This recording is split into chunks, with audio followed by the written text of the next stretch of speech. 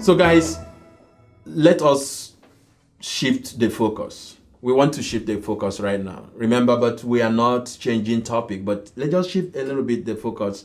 So the focus from lack of communication, and consider other factors that impact communication and connection. So connection does not just exist from nowhere. There are things that make connection possible. So that is what we want to consider right now. What is it that if I do it in a relationship that will make connection possible? And there are things that you will do in your relationship, then connection will not be possible. Because connection is not just a magic, it's not a pill. You do not just take a pill and bam, you feel connected. It's an action, it's a character, it's the way you treat the other, as we're gonna see.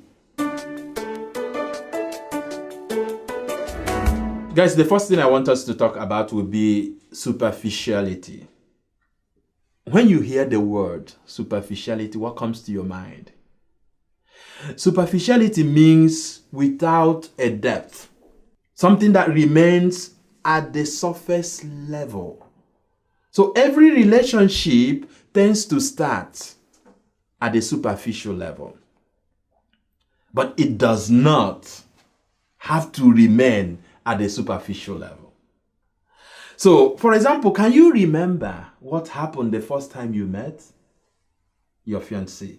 Can you remember? What happened? I know many of you say, oh, when I saw her or when I saw him, I know he or she was the one. But there's something that happened, not just what you thought.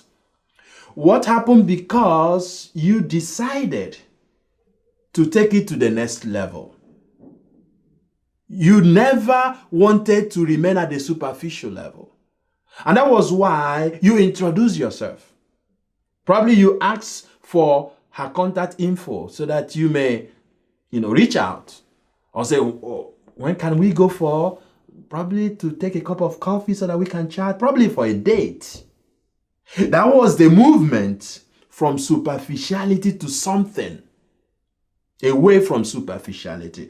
So, most relationship, could not have grown if they have remained at the superficial level. So, and I know because it takes interest.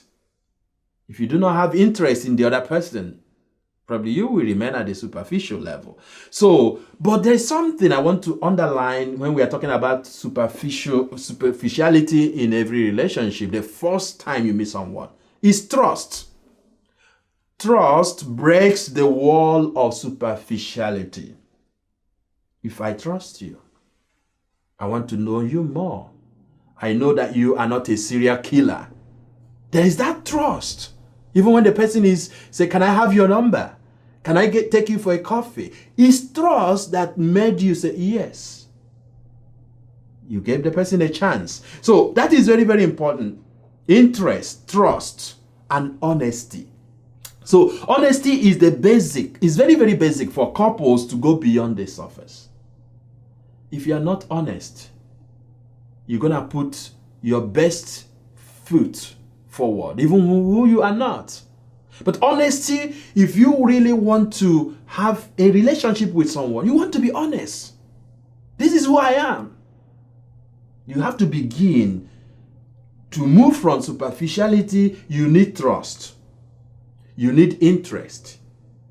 And you need, what do we say you need again? And you need honesty. It's very, very important. Remember these three words, guys. Trust, interest, and honesty.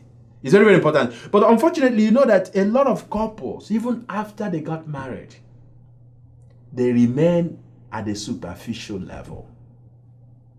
They will not trust. They have no interest. And they are not honest. And you imagine what happened after you say, I do. But you're still at the superficial level.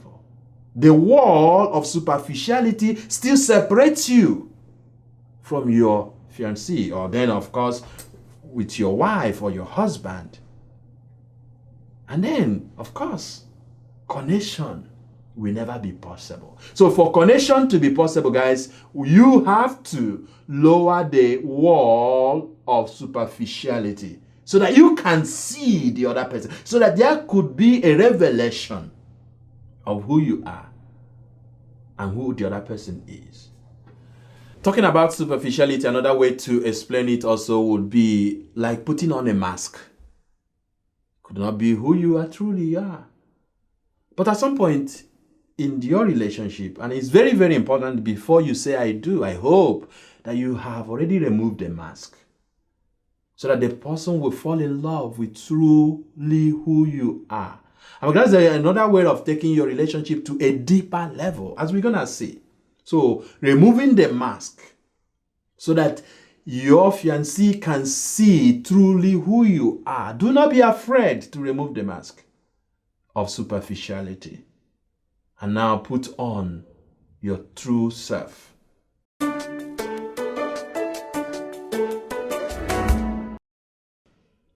So, what do you know? Let me ask you a question.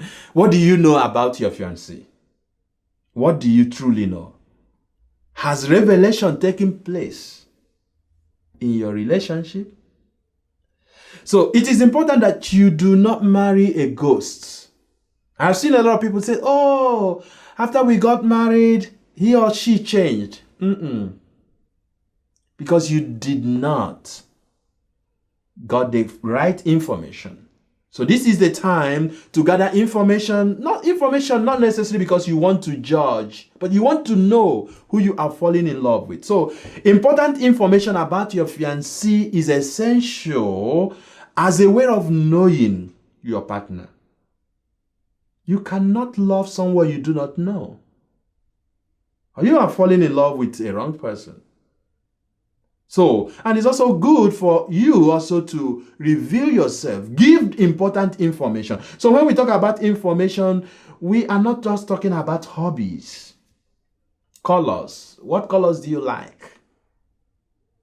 What type of food do you like? What are your favorite basketball team? Those things is good to know, but they are not what we are talking about information, guys. So you have to know who you are falling in love. So, and they are very fundamental that you reveal. You put the important information out there. And now the issue there will be, what do you know about your fiancé's family? Their family root. Do you know about your fiancé's childhood upbringing? It's very, very important, guys. I know sometimes you say, oh, I don't care. I'm telling you, you really have to care. Not just to judge the person, but to know him. So that you do not fall in love with a ghost who definitely will reveal himself or herself. Because that revelation will definitely come. So, but this is the time. That's why you have a time to prepare yourself for marriage. And one of them is to know the upbringing, the childhood of your fiancé.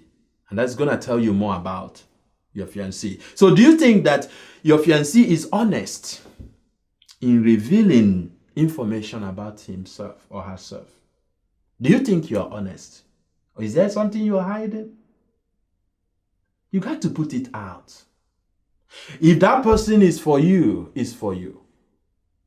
Sometimes people love you more when they see your brokenness. It's very, very important. But when that comes to light, Jesus said, nothing under the sun that will never come to light.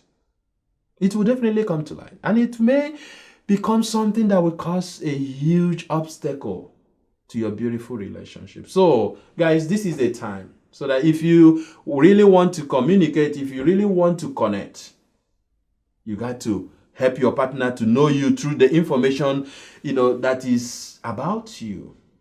Not just about your hobby. So, asking questions. Sometimes you are afraid of asking important questions. So, when you ask your fiancé a question, how does he or she feel? So asking those important questions, it's not like, you're trying to scrutinize your partner, you're trying to, know everything, but you got to know important things. So be curious.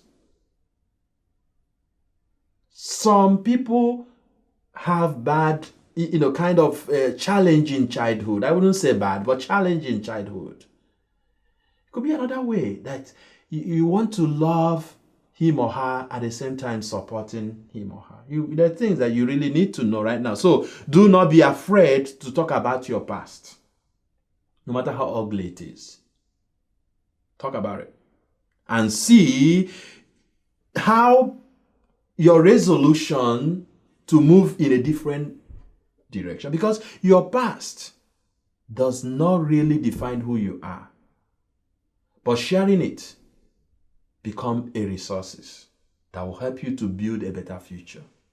Because you don't want a past that will turn around to haunt. Or one day, your fiancé is going to hear about it. And your fiancé will feel betrayed. And when someone feels betrayed in a relationship, connection is not possible. That's why I say there is no pill. So transparency when it comes to sharing information about you. Do not be afraid. Do not feel shame. All of us, we have past. And it's good that you share it with someone you love.